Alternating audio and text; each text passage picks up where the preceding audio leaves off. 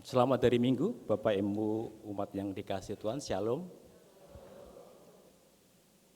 Damai sejahtera dan kesehatan selalu beserta kita semua. Selamat datang bagi umat yang baru pertama kali hadir. Majelis mengucapkan selamat beribadah dan bersekutu di GKJ Joglo. Agar ibadah berjalan dengan hikmat, mohon untuk menonaktifkan handphone atau diubah ke nada getar atau silent. Kami akan membacakan pokok-pokok pewarta Minggu 13 April 2025. Persidangan Majelis bulan April.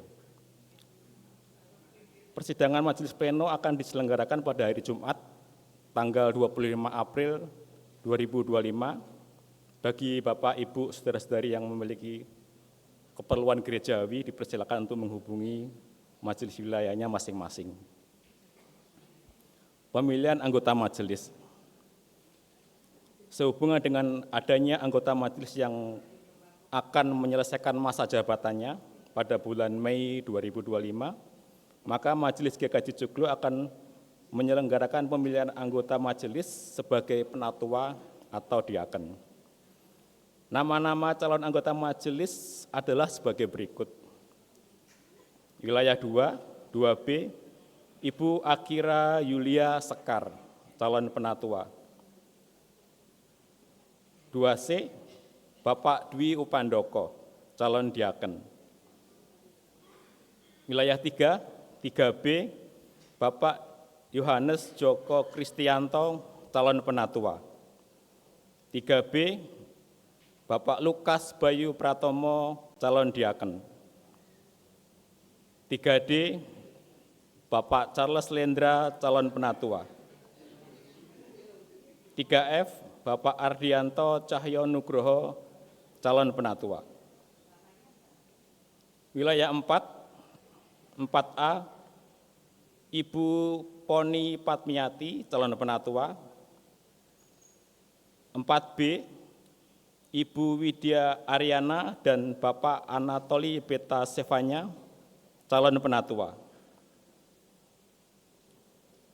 4C, Saudara Hagai Aryo Raharjo, calon penatua. Wilayah 5, Bapak Aditya Ari Ratna Setiawan dan Bapak Hawara Sebastian Sitompul, calon penatua.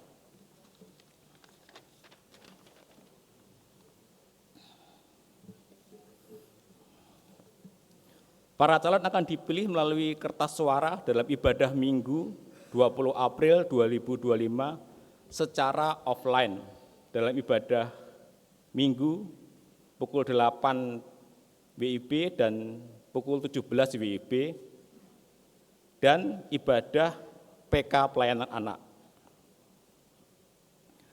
Majelis GKJ Joglo mengharapkan peran serta segenap warga jemaat dewasa untuk bersungguh-sungguh dalam mewujudkan tanggung jawab gerejawinya, dengan ikut serta dalam mendoakan, mengambil bagian dalam pemilihan, dan menjaga agar seluruh proses dapat berjalan dengan sebaik-baiknya. Tuhan Yesus Kristus kiranya berkenan memakai dan memberkati kita dalam mewujudkan kehendak-Nya. Yang dapat memilih adalah warga GKJ Joglo yang telah dibaptis atau sidi. Warga jemaat dapat memilih calon majelis dari semua wilayah, tidak hanya memilih untuk wilayahnya masing-masing. Bagi warga jemaat yang tidak dapat memilih langsung secara offline, dapat menghubungi majelis wilayahnya masing-masing. Sidang majelis istimewa atau rapat jemaat. Majelis GKJ Joglo akan menyelenggarakan sidang majelis istimewa rapat jemaat rutin tahunan yang diselenggarakan pada hari ini setelah ibadah pagi pukul 10.30 WIB. Mohon kehadiran dan perhatian Bapak, Ibu, warga jemaat, komisi, bebadan, dan tim. Dimohon semua komisi, bebadan, dan tim tidak mengadakan acara atau kegiatan pada hari dan jam tersebut. Pemberitahuan ini dianggap sebagai undangan. Ibadah Kamis Putih, Jumat Agung, dan Sabtu Sunyi. Majelis GKJ Joglo akan menyelenggarakan ibadah Kamis Putih pada Kamis 17 April 2025 pukul 19.00 WIB, ibadah Jumat Agung pada Jumat 18 April 2025 pukul 8.00 WIB, dan ibadah Sabtu Sunyi pada Sabtu 19 April 2025 pukul 7.00 WIB. Mohon menjadi perhatian warga jemaat. Ibadah Paskah dan Perjamuan Kudus. Majelis GKJ Joglo akan melayangkan sakramen Perjamuan Kudus pada ibadah Minggu Paskah 20 April 2025 secara live streaming dan offline pada pukul 8.00 WIB dan secara offline pada pukul 17.00 WIB. Jemaat yang sudah diperkenankan ikut ambil bagian dalam sakramen Perjamuan Kudus dapat mengikuti pendadaran yang diselenggarakan oleh kelompok masing-masing ataupun secara serentak pada hari Sabtu 19 April 2025 pukul 16.00 melalui link Zoom yang akan dibagikan melalui WA kelompok atau pada kanal YouTube GKJ Joglo. Bagi para tamu dan simpatisan yang akan ikut ambil bagian dalam sakramen perjamuan, diharapkan juga dapat mempersiapkan diri.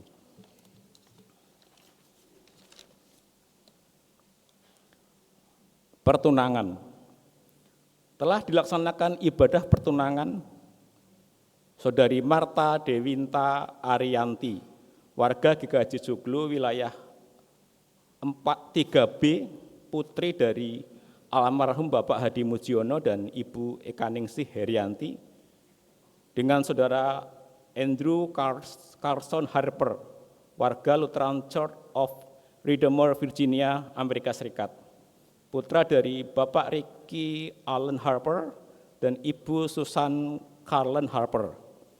Ibadah dilayankan pada hari Sabtu 5 April 2025 pukul 10 WIB di Jakarta oleh Pendeta Widianto Nugroho. Terima kasih atas dukungan doa warga jemaat GKJ Joglo.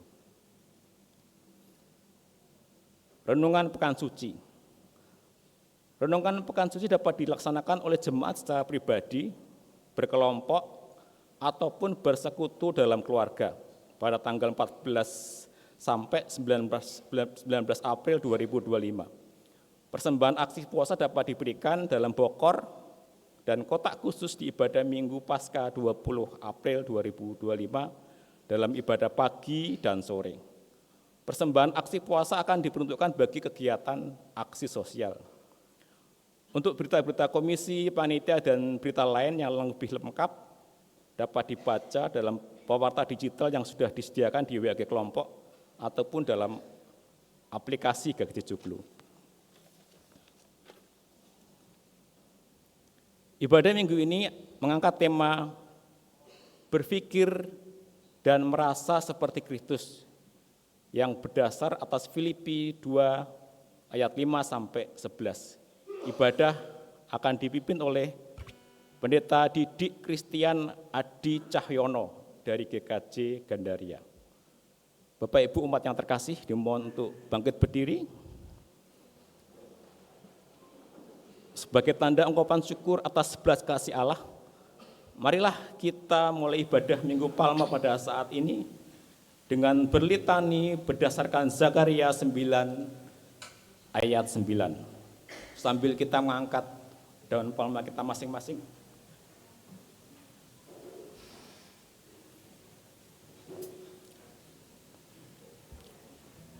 Bersorak-soraklah dengan nyaring, hai putri Sion.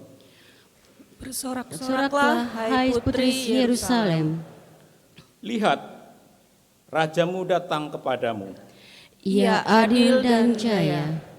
Ia lemah lembut dan mengendarai seekor keledai. Seekor keledai beban yang mudah. Kita naikkan pujian syukur kepada Tuhan berdasarkan Kidung Jemaat 91 bait 1 sampai 3. Putri Sion, nyanyilah.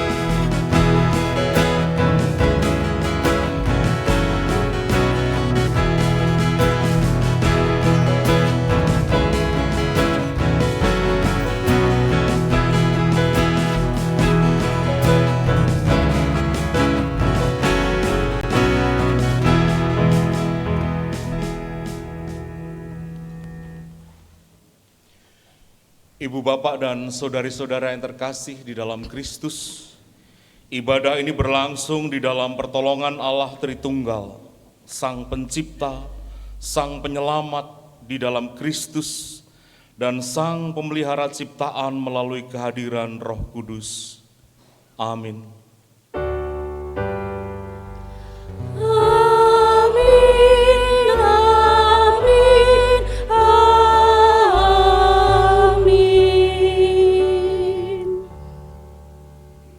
Kasih karunia dan damai sejahtera dari Allah Bapa, dari Anak Yesus Kristus dan Roh Kudus menyertai saudara sekalian.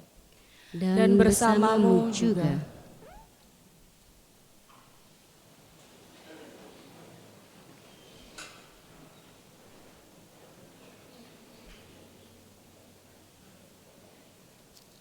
Umat yang dikasihi Tuhan, hari ini kita memasuki Minggu Palmarum atau Minggu Palem, atau ada yang menyebut sebagai Minggu Sengsara. Minggu Palmarum adalah peringatan akan kedatangan Kristus ke Yerusalem. Kota besar itu akan menjadi saksi atas kegenapan nubuat para nabi mengenai Sang Mesias yang akan menyelamatkan dunia di dalam kasih-Nya. Ia adalah Yesus, Sang Kristus yang akan menyerahkan nyawanya sendiri, disalibkan di atas kayu salib, wafat, dan dibangkitkan. Derita itu ditanggungnya agar kita semua memperoleh keselamatan. Sebagaimana perkataan Rasul Paulus, bahwa Sang Anak Allah itu mengosongkan dirinya dan mengambil rupa seorang hamba. Dapatkah kita hidup dalam kasih serta keteladanannya senantiasa? Dapatkah kita mengambil bagian dalam deritanya dengan menyangkal diri serta memikul salib?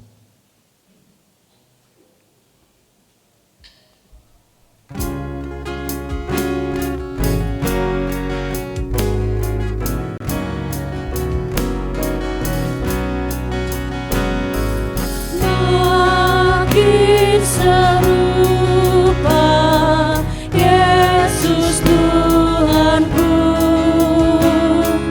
inilah sungguh kerinduanku. Makin bersabar, lembut dan merendah, makin setia dan rajin bekerja. Ya Tuhanku, ku berikan padamu hidup penuh dan hatiku senang. Hapuskanlah semua dosaku, jadikanlah ku milik-Mu tetap.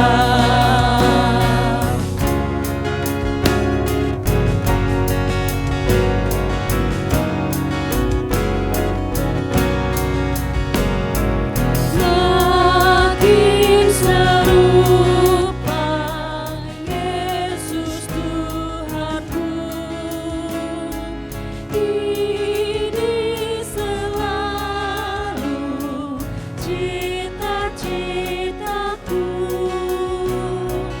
Makin bertambah di dalam kasih-Mu, makin bersungguh menyangkal diriku. Ya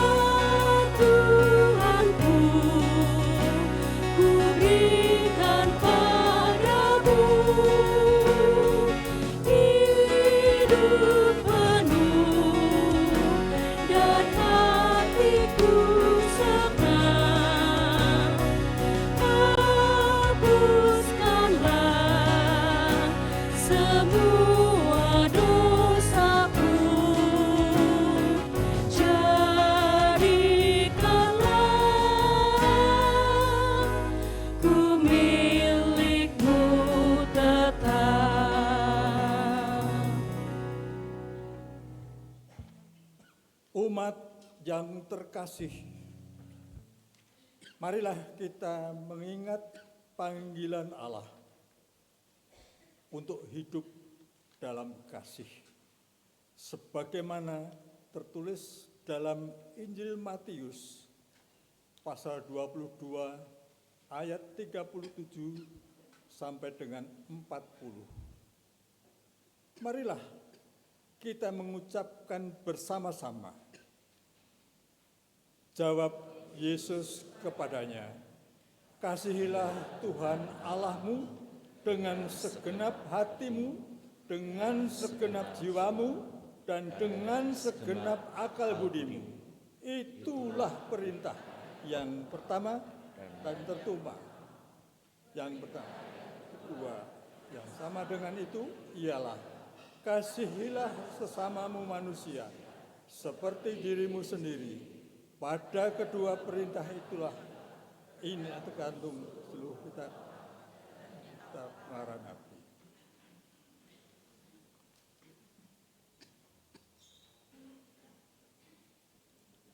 Dengan penuh kerendahan hati, marilah mengakui segala salah serta dosa kita. Lilin yang terselubung ini adalah tanda hati manusia yang seringkali diselubungi dosa sehingga menghalangi pancaran kasih kemuliaan Allah.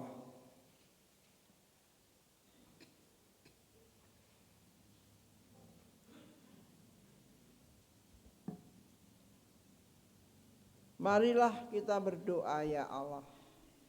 Ampunilah kami atas segala kesalahan dan dosa yang telah kami perbuat. Begitu mudahnya kami mengabaikan perintah-Mu dan tunduk pada kedagingan kami dalam rahmat-Mu. Ya Kristus, kami memohon pengampunan. Amin. Kita akan menyanyikan penyesalan berdasarkan pelengkap Kidung Jemaat 39 ayat 1 dan 2. Jikalau Tuhan tidak menebusku.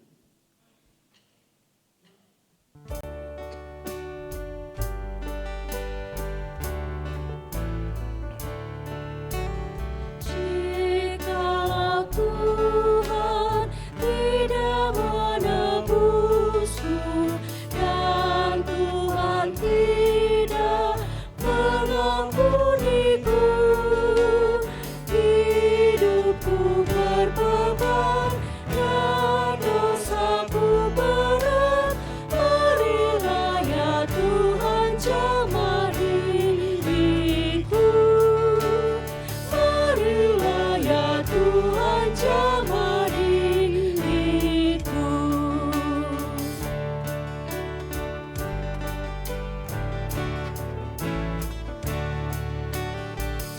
Jikalau Tuhan tidak menjagaku dan tak menuntun, tak memimpinku, hidupku tak tentu dan langkahku sesat. Marilah ya Tuhan pimpin anakmu, marilah ya Tuhan pimpin anakmu.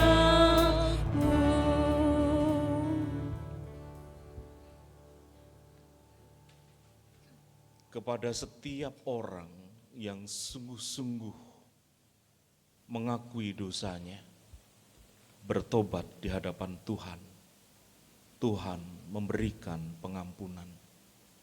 Dan saat ini pengampunan itu kita terima dalam wujud berita anugerah yang didasarkan dari surat Yakobus 1 ayat yang ke-12.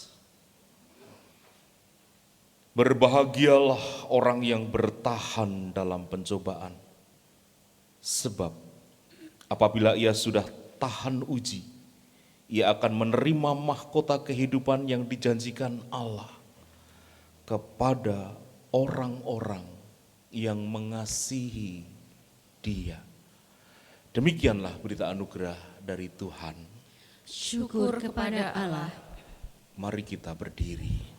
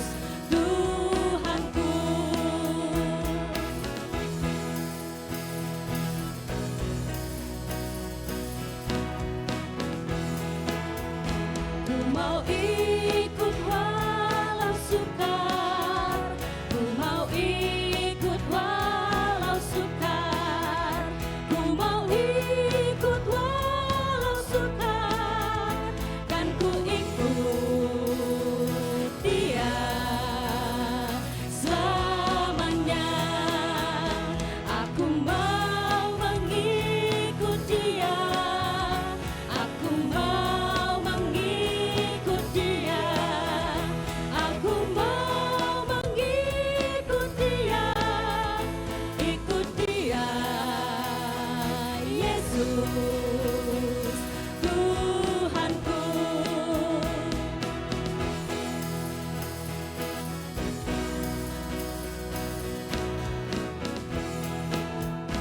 Dilimpahkannya anugerah, dilimpahkannya anugerah, dilimpahkannya anugerah, dan ku ikut Dia selamanya.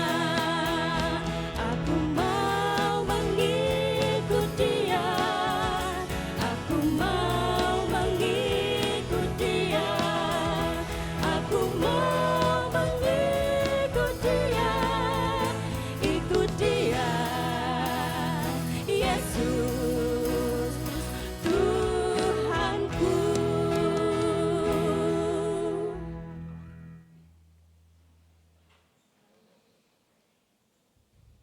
Mari kita berdoa.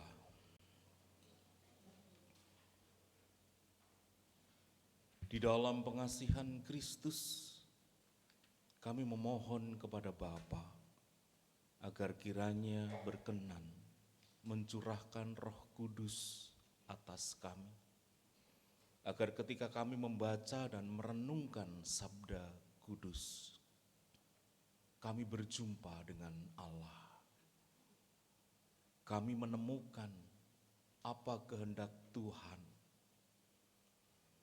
Roh-Mu hadir, menguatkan dan menolong kami, agar sabda itu bisa kami nyatakan dalam kehidupan, melalui laku keseharian kami. Oleh karena itu bersabdalah Tuhan, kami mendengarkan. Di dalam nama Yesus Kristus, kami memohon pertolongan Roh Kudus. Amin. Filipi 2 ayat 5 sampai 11.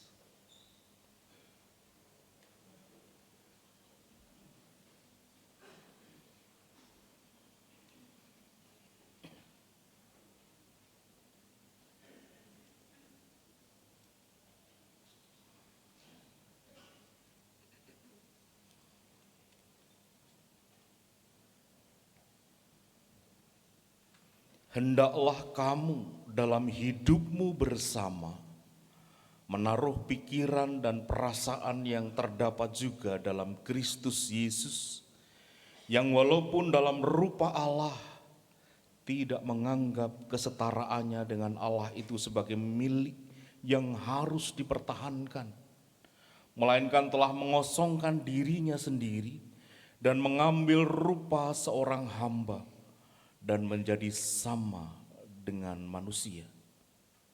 Dalam keadaan sebagai manusia, ia telah merendahkan dirinya dan taat sampai mati, bahkan sampai mati di kayu salib. Itulah sebabnya Allah sangat meninggikan dia dan mengaruniakan kepadanya nama di atas segala nama, supaya dalam nama Yesus bertekuk lutut segala yang ada di langit, di atas bumi, dan di bawah bumi, dan segala lidah mengaku Yesus Kristus adalah Tuhan, bagi kemuliaan Allah Bapa. Demikianlah pembacaan firman Tuhan. Berbahagialah setiap orang yang mendengarkan sabda Tuhan dan memeliharanya. Hosiana. Hosiana, Hosiana, Hosiana.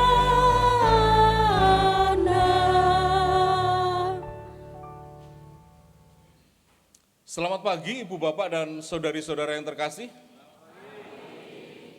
Sudah sarapan? Podo. Mari kita baca bersama-sama tema kita. 1, 2, 3.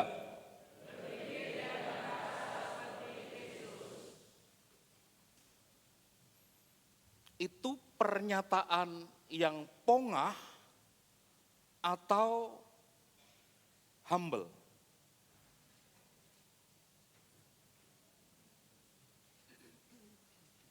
Itu pernyataan yang menyombongkan diri atau merendahkan diri. Sombong. Oke. Ada yang berkata sebaliknya? Coba dengarkan, saya membacanya. Berpikir dan merasa seperti Kristus. Rasanya gimana? Sombong. Tapi kalau pembacaannya begini, berpikir dan merasa seperti Kristus. Bedanya apa? Ya itulah keajaiban bahasa Indonesia. Beda intonasi, beda peletakan tanda baca, beda arti. Nah sayangnya nggak ada tanda bacanya di situ. Jadi kita mau memilih membahas kesombongan atau kerendahan. Manut nih, saya nyiapin 2 khotbah soalnya. Dua-duanya, yuk mari. Saya minta tolong teman-teman dari multimedia untuk slide ya berikutnya. Saya mulai dengan frase yang awal, berpikir dan merasa seperti. Bahasa Jawanya apa itu?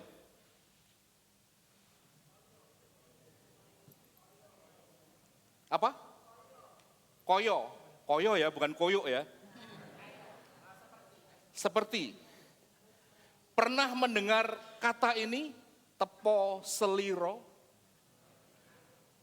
Baru, kebangetan kalau baru. Tahu ya, tepo seliro itu maknanya apa? Kalau saudara-saudara dicubit sakit, maka jangan, saya nggak nyubit, ngampleng yo. Nah pertanyaannya adalah, apakah tema kita berpikir dan merasa seperti Kristus itu adalah seperti tepo seliro? 11-12, tapi nanti saya akan menunjukkan mana titik perbedaannya. Jadi tema ini, berpikir dan merasa, itu sebetulnya sebuah tindakan yang disengaja untuk menempatkan diri pada posisi orang lain. Tidak ada tindakan yang tidak sengaja menempatkan diri pada posisi orang lain. Selalu disengaja. Nah dalam kehidupan kita minimal ada 3 model penempatan diri pada posisi orang lain. Next slide please. Maaf sebelumnya, yang belakang bisa membaca kan ya? Kelihatan kan ya? Kelihatan. Kalau tidak bisa membaca berarti salah Anda. Kenapa duduk di belakang gitu kan? Yang pertama, simpati. Maaf yang pakai XL, Mentari dan yang lain sebagainya tidak tersebutkan. Simpati itu artinya kita memiliki rasa iba.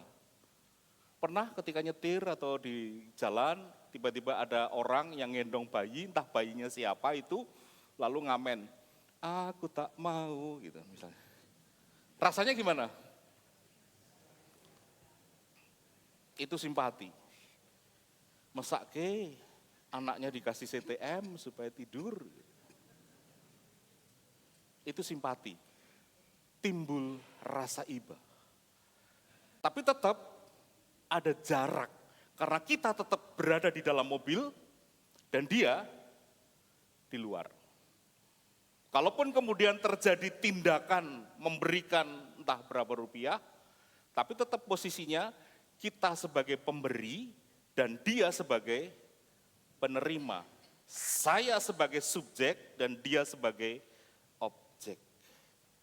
Dan kadang ini menjadi komoditas. Kalau kita lihat di media sosial, seseorang memberikan bantuan kepada orang lain lalu dibikin konten. Yang kedua, empati. Kalau saudara-saudara bisa mencermati gambar ini, itu gambar apa kira-kira? Saling meneropong, saling tatap. Coba perhatikan,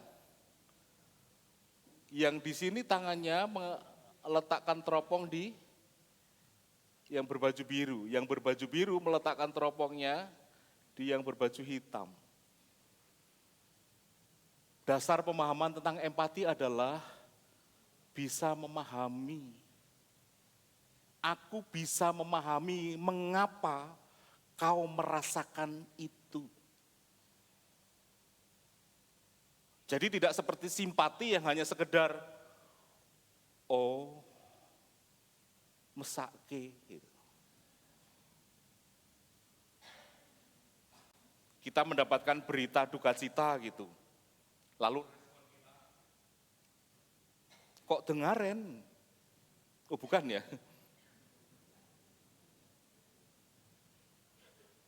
Empati adalah turut merasakan. Saya bisa merasakan penderitaan, kesedihan, kesusahan orang yang sedang saya hadapi.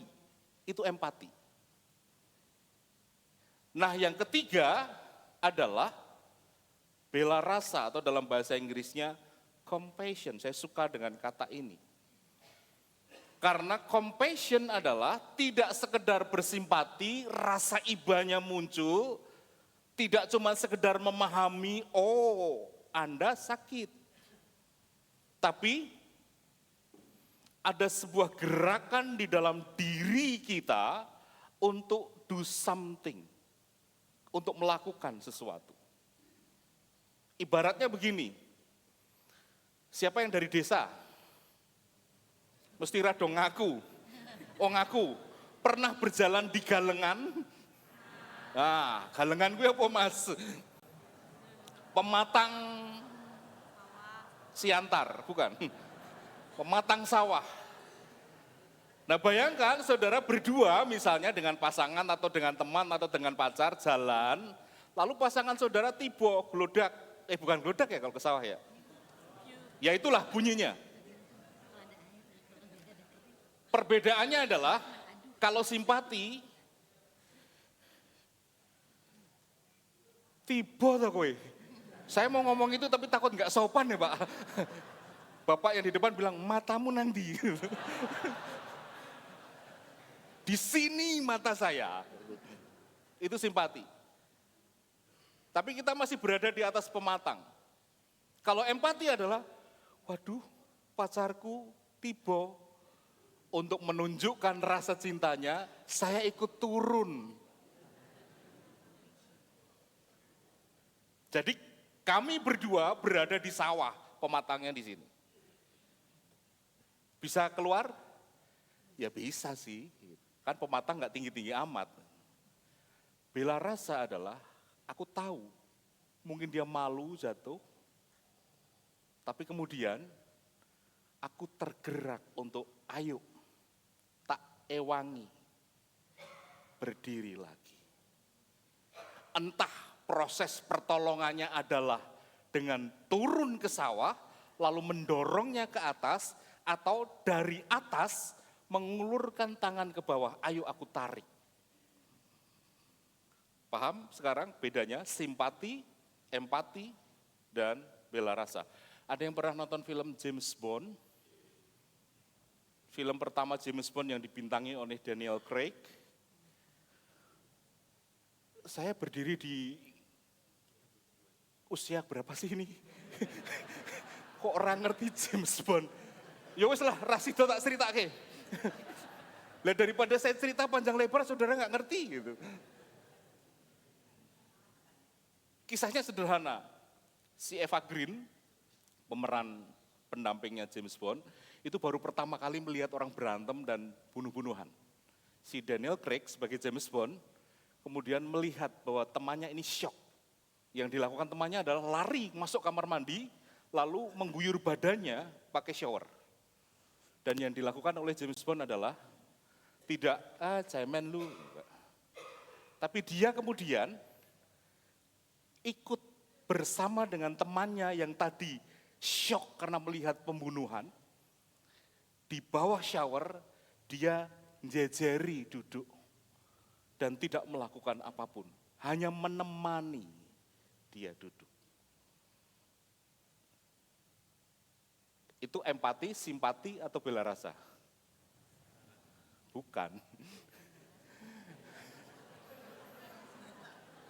Itu empati. Karena aku bersama-sama dengan dia, merasakan, tapi tidak melakukan apapun. Nah sekarang kita kembali ke bacaan kita, Filipi 2, 5-11. Masih ingat kan bacaan kita tadi kan? Yang dilakukan Yesus apa? Simpati, empati, atau bela rasa?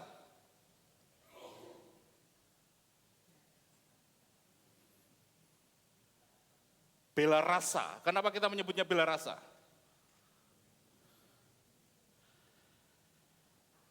Ada sebuah tindakan yang disengaja, bahkan tindakan itu sampai meninggalkan hakikat, predikat, atau apapun yang dimiliki.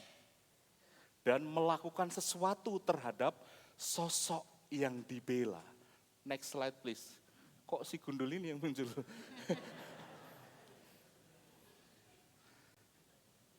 Ini yang dilakukan Yesus kan? Tindakan sengaja untuk satu tujuan tertentu. Apa tindakan sengajanya? Meninggalkan status keilahiannya dan menjadi manusia. Ingat tema kita tadi kan? Berpikir dan merasa artinya tindakan sengaja untuk berada pada posisi orang lain. Dan itu yang Yesus lakukan kan? Yang ditulis oleh Paulus. Dia yang setara dengan Allah meninggalkan kesetaraannya itu untuk turun dan mengambil rupa seperti manusia. Dia meninggalkan status keilahiannya dan menjadi manusia. Dan tidak cukup itu saudara-saudara. Ketika dia menjadi manusia, dia bahkan mencapai titik nadirnya, titik terendahnya. Karena si manusia itu, si hamba itu, mati.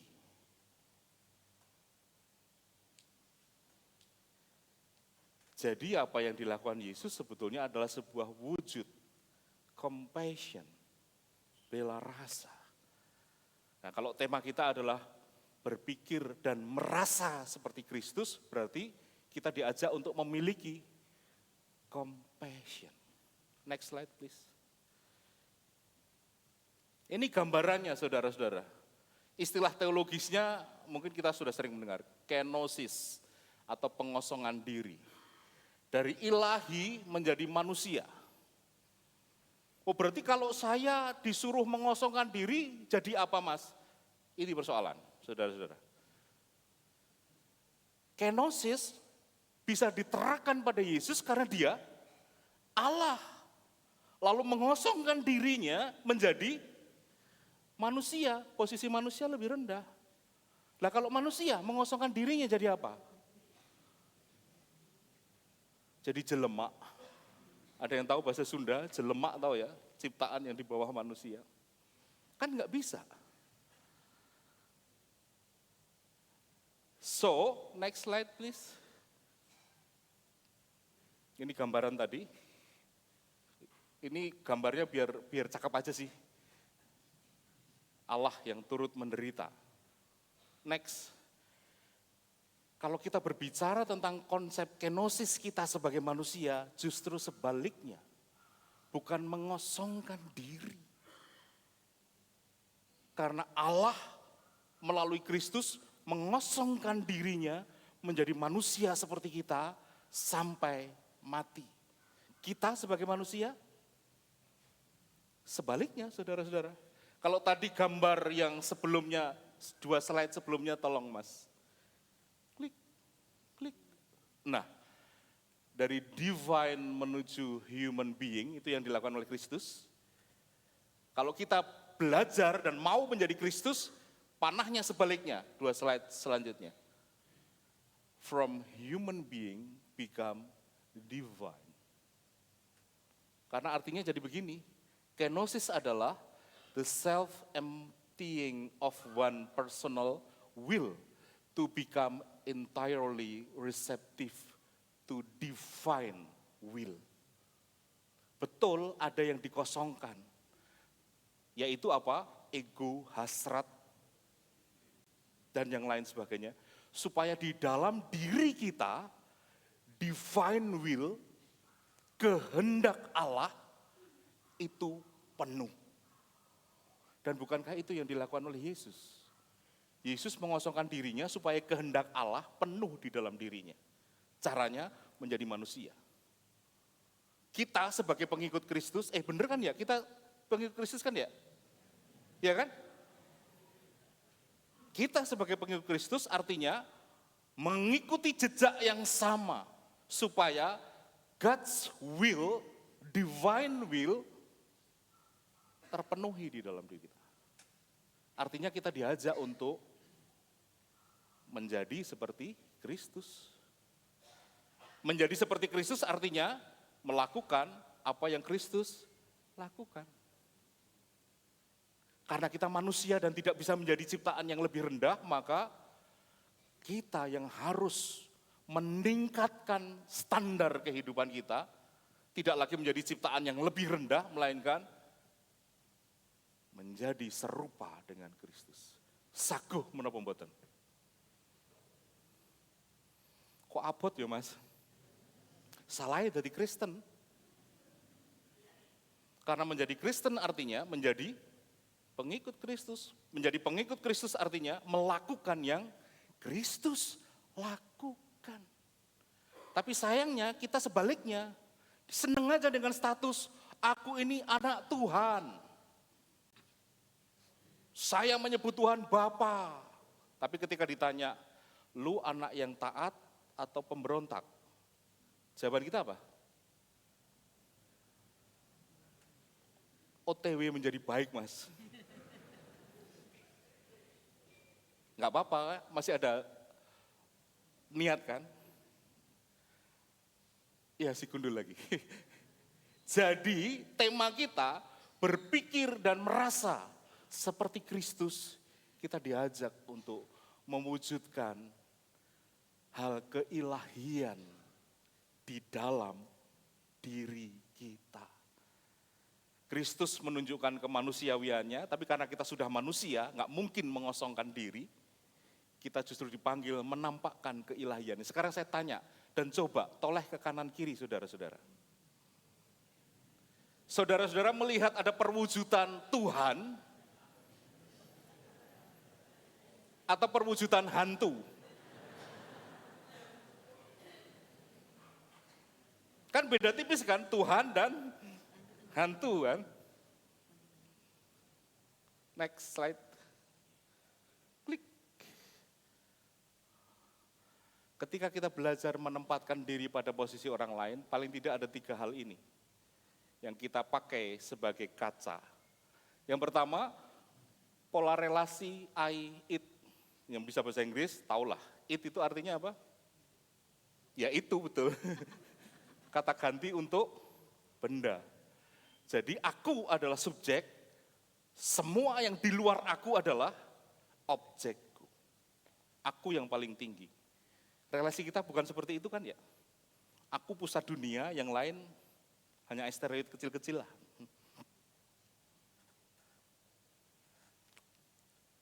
Lalu pola yang kedua, diinspirasikan oleh Martin Buber, seorang filsuf dari Jerman. Tidak boleh kita menganggap yang lain rendah. Maka kita harus setara. I, you, I, you. Kita sama-sama. Tapi ternyata ini juga kurang. Karena ketika kita menganggap setara dengan yang lain, seringkali kemudian yang terjadi apa? Apa yang terjadi? Kesetaraan itu muncul karena situasi apa? Karena situasi ketidaksetaraan kan. Saya lebih tinggi dari mbaknya, maka ayo mbak, kita berdiri sama-sama supaya kita sama-sama tinggi. Artinya masih ada niat di dalam diri saya menganggap you lebih rendah dari saya. Dan itu sebabnya saya punya hak untuk mengangkat dia. Ini dibongkar oleh seorang yang namanya Emmanuel Levinas, mengatakan begini, kesetaraan itu omong kosong. Kalau di dalam diri orang itu tidak punya hasrat untuk ada bagi sesama. Aku punya tanggung jawab moral terhadap keberadaan orang-orang di sekelilingku. I for others. Dan bukankah ini yang dilakukan oleh Yesus? Dia anak Allah loh, tapi turun demi manusia macam kita. Sementara kita, sebaliknya, kita yang manusia ini ternyata kadang-kadang pongah. Oh, aku anak Allah. Jangan nyuruh-nyuruh, aku anak raja, pangeran berarti. Kita yang menyembah sosok turun ke bawah, tapi kita yang kadang-kadang kemaki. Berpikir dan merasa seperti Kristus, kita harus membangun mentalitas ini. Pertanyaan saya, bisa? Tak anteni. Sampai kapanpun tak anteni jawabannya.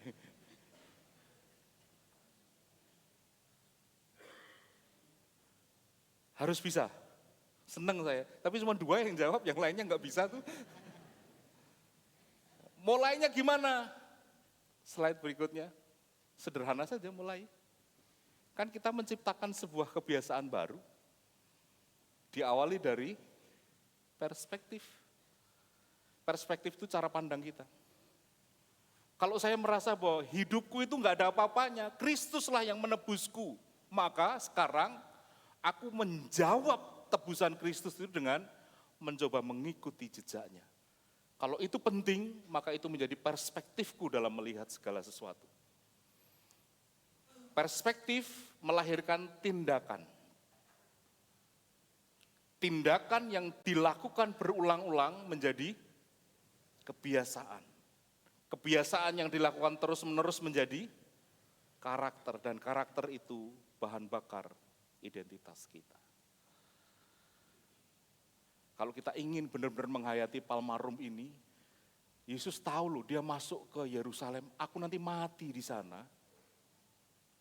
Demi siapa? Ya demi orang-orang yang teriak-teriak, hosana, hosana ini. Yang berikutnya kemudian mengatakan, salibkan, salibkan. Tapi tetap dijalani karena Bapa yang menyuruh aku. Berani saudara-saudara? Nah sekarang pertanyaannya nggak usah dijawab. Berpikirlah. Amin saat hening untuk kita.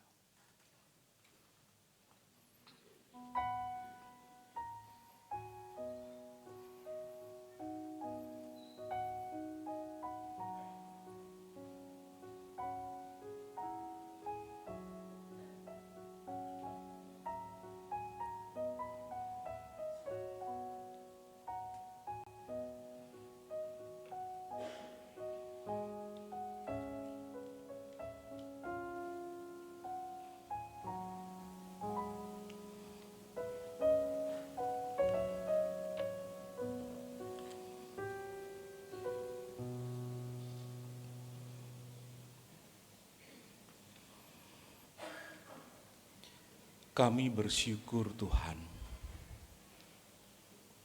menjadi sosok-sosok yang berharga di mata-Mu.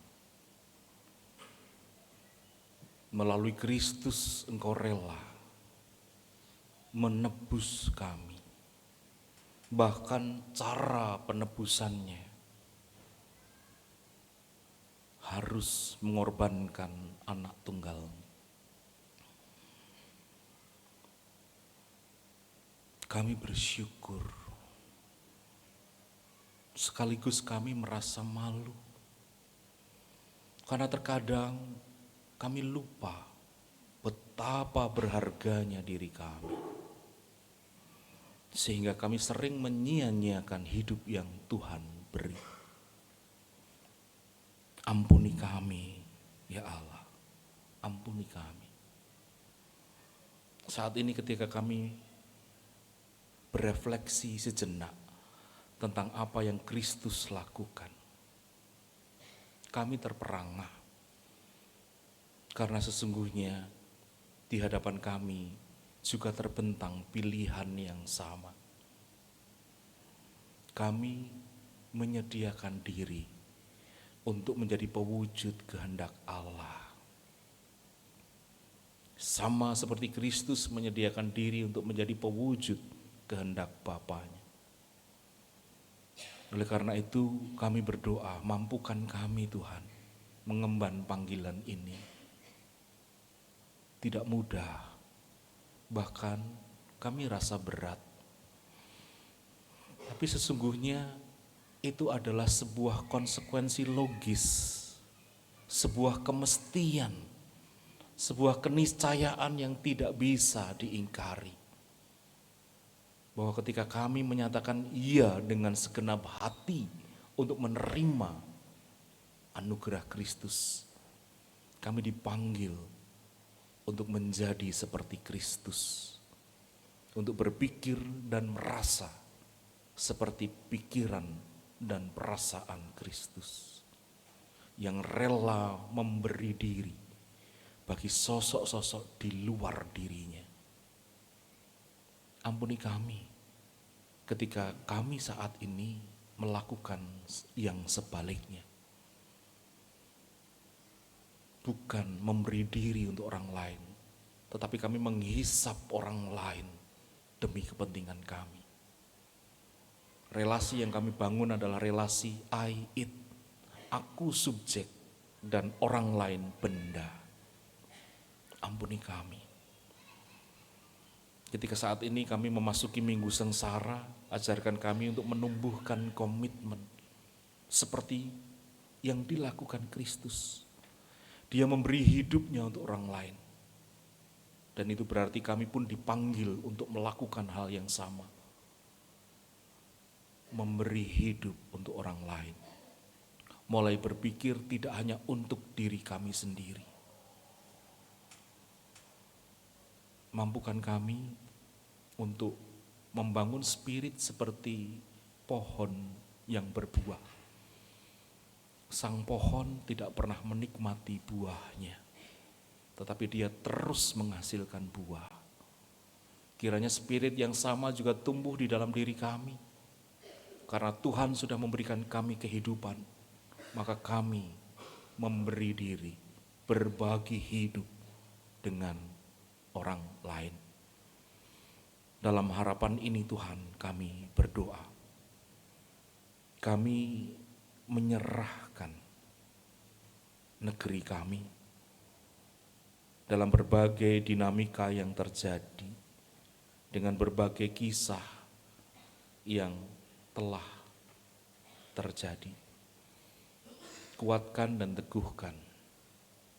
Berkati negeri kami agar terus bertumbuh, bisa berpulih dari berbagai persoalan yang menghadang, menjadi negeri yang bermartabat dan menjunjung tinggi nilai kemanusiaan, sebagaimana Tuhan menciptakan sejak penciptaan, namun sayangnya hancur oleh hukum rimba buatan kami sendiri. Berkatilah negeri kami agar negeri kami bisa merayakan perbedaan. Ada banyak anasir jahat yang hendak mengganggu dan merusak. Tuhan, lindungilah kami. Berkati pemimpin kami yang sungguh-sungguh untuk mengupayakan kesejahteraan dan kemakmuran bersama. Tapi jika ada di antara mereka yang justru memanfaatkan kepentingan, posisi dan tanggung jawabnya demi memenuhi nafsu pribadi dan kelompok, keadilan-Mu Kau nyatakan. Berkatilah gereja-Mu, agar gereja hadir menjadi penanda kehadiran Kristus yang memberi diri bagi orang lain. Termasuk di dalamnya gereja kami, GKJ Joglo. Kiranya kehadiran kami sungguh-sungguh bisa menandakan kehadiran Kristus, karena gereja adalah tubuh Kristus. Dan ketika kami berbicara tentang gereja, itu kami berbicara tentang diri kami. Karena gereja bukan gedungnya, melainkan orangnya. Karena itu mampukan kami menjadi penyata-penyata kehendak Kristus dalam kiprah hidup dan laku keseharian kami. Berkatilah para pelayan-Mu di gereja ini, para pendeta, penatua, diaken, pengurus komisi, bebadan, para aktivis, dan semua warganya. Kiranya mereka semua bisa menghayati panggilan yang sama, hadir, memberi diri bagi orang lain. Di dalamnya kami mengingat perjuangan dan pergumulan kami. Kami berdoa untuk saudara-saudara kami yang sakit. Kami mengingat Bapak Ignatius Hekso Yudiono. Kami mengingat Ibu Sumirah. Kami mengingat Pendeta Adelia Atatesia Yuwana Marta.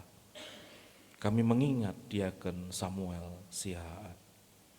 Rengkuhlah mereka dalam rahmat-Mu, agar mereka terus memiliki semangat untuk berjuang, pulih dan sembuh. Harapan kami adalah pemulihan dan kesembuhan dari-Mu. Kami mengingat saudara-saudara kami yang mengalami berbagai beban, karena kesulitan, persoalan yang harus dihadapi. Yakinkan Tuhan, bahwa mereka bisa melampauinya. Yakinkan bahwa semua hal yang terjadi tidak melebihi kekuatan mereka. Engkau akan menolong. Mampukan kami mengulurkan tangan bagi mereka. Kami berdoa untuk saudara-saudara kami yang mundur dari persekutuan. Apabila itu terjadi karena kami, ampunilah kami.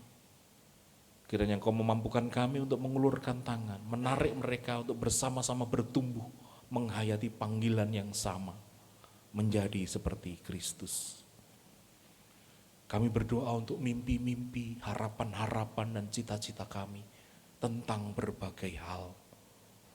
Berkatilah ya Tuhan, agar mimpi kami selaras dengan kehendak-Mu. Kami menyerahkan saudara-saudara kami yang Kau berikan berkat berusia lanjut.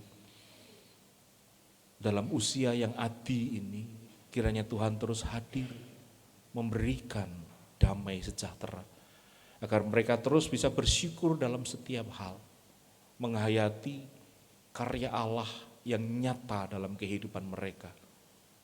Keterbatasan yang dirasakan bukan menjadi pembatas untuk terus menyatakan kehendak Tuhan.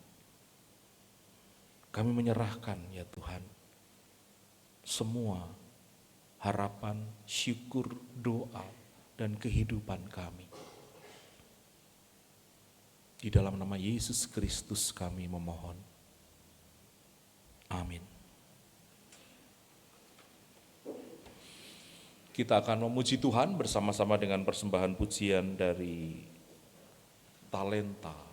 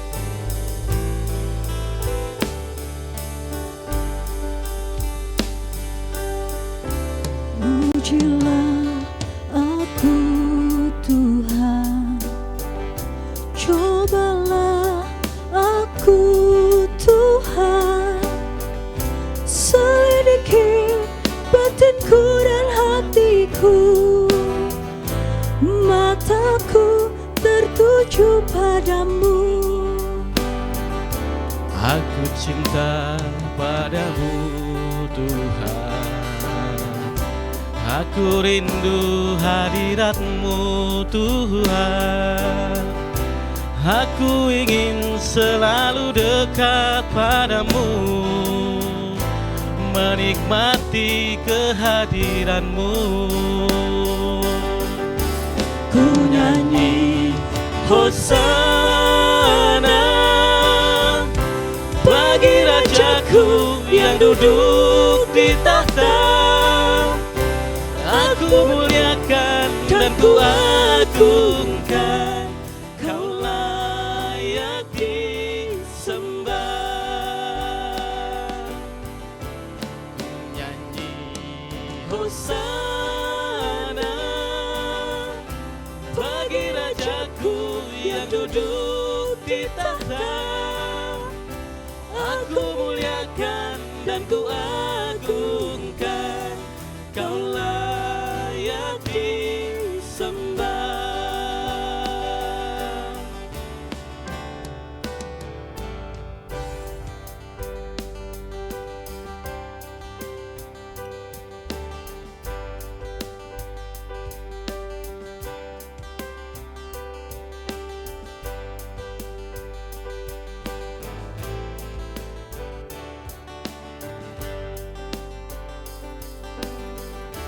Aku cinta padamu Tuhan.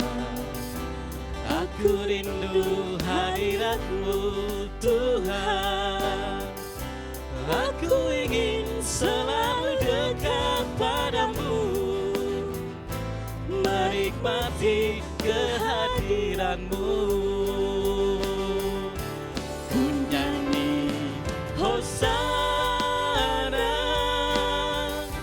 bagi Rajaku yang duduk di tahta.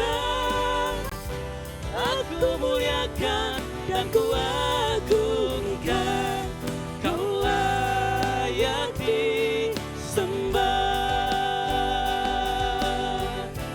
Ku nyanyi Hosana bagi Rajaku yang duduk di tahta. Aku muliakan dan ku agungkan, Kau layak disembah. Kau layak disembah.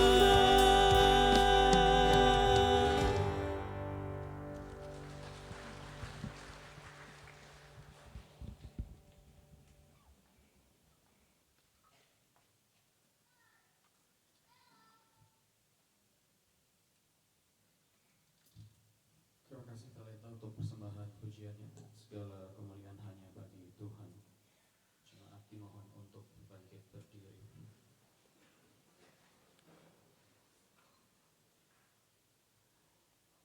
Umat yang terkasih, bersama dengan gereja-gereja di dunia dalam sejarah penyelamatan Allah sejak zaman para rasul, marilah kita menyegarkan iman dengan mengucapkan pengakuan iman rasuli bersama-sama.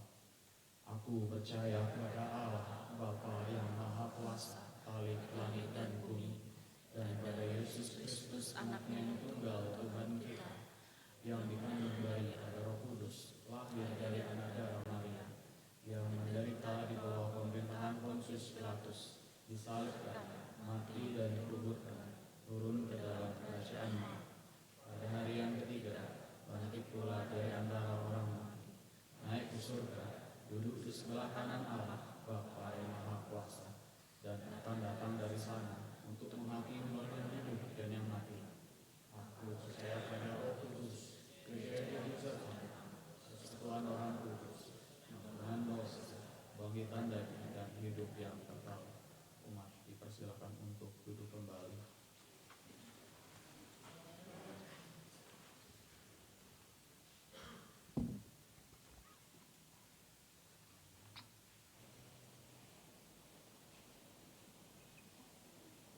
Umat Tuhan yang terkasih, marilah kita mengumpulkan ungkapan syukur bagi Tuhan.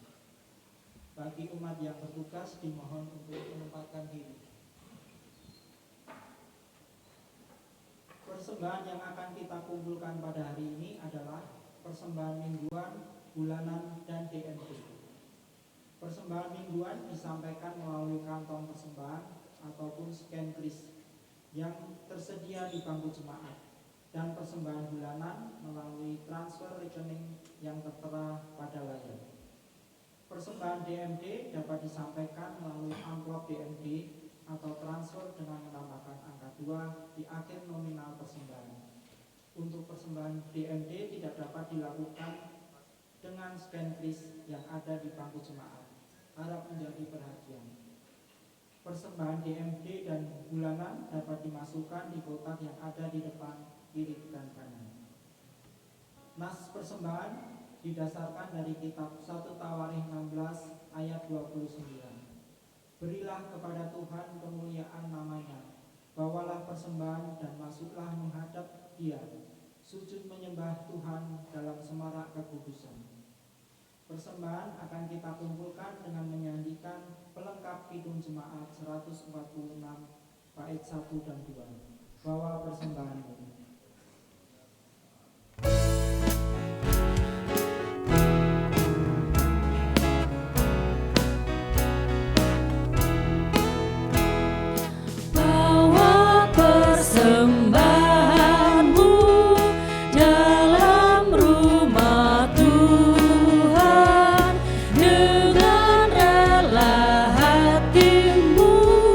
Janganlah jemu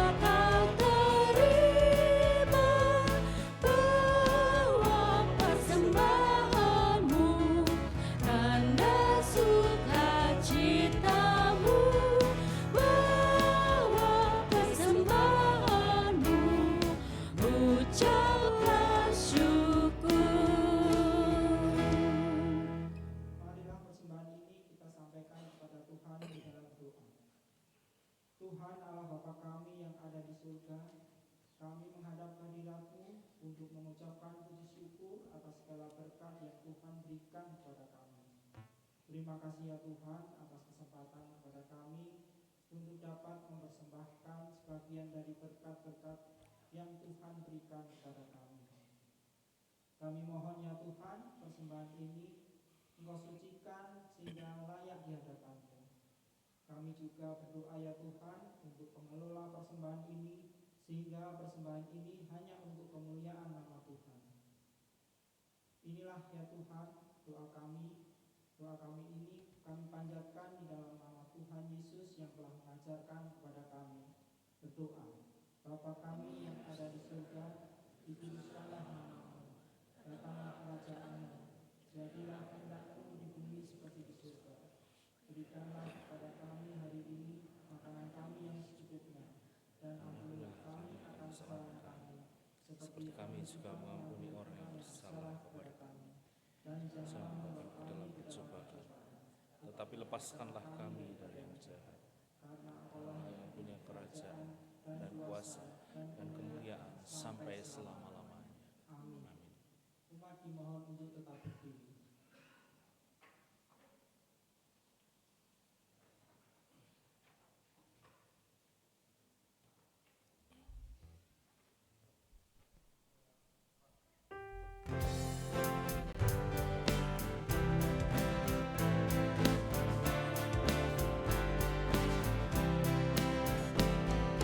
Ikuti Kau saja Tuhan, jalan damai bagiku. Aku selamat dan sentosa hanya oleh darah-Mu. Aku ingin ikuti Kau dan mengabdi padamu. Dalam Dikau juru selamat, ku bahagia penuh.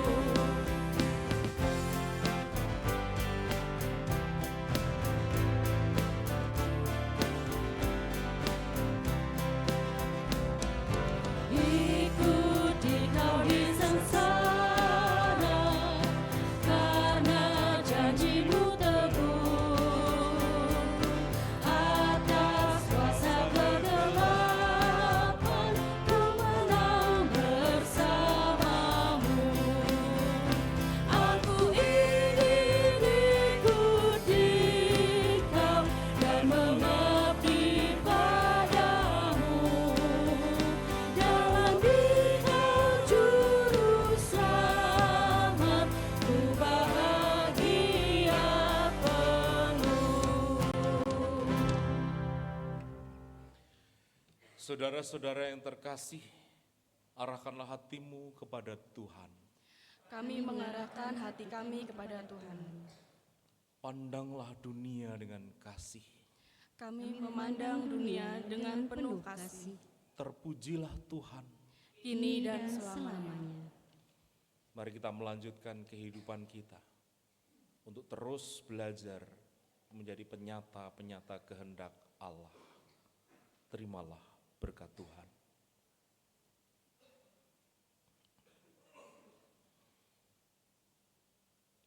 Tuhan memberkati engkau dan melindungi engkau.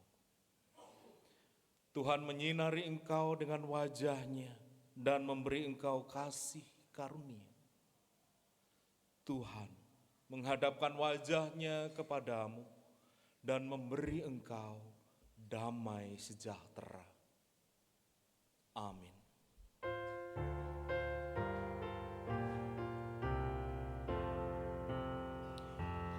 Kepadamu puji-pujian, pada syukur dan segala kemuliaan.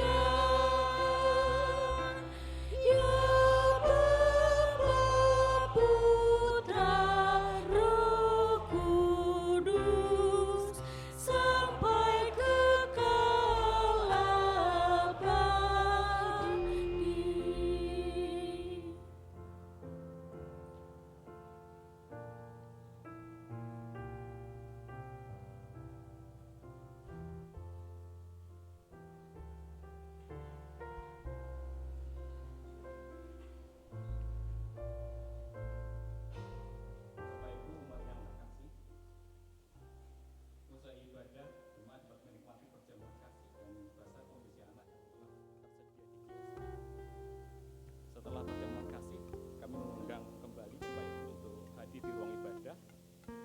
mengikuti rapat jemaat pada pukul 10.30 WIB.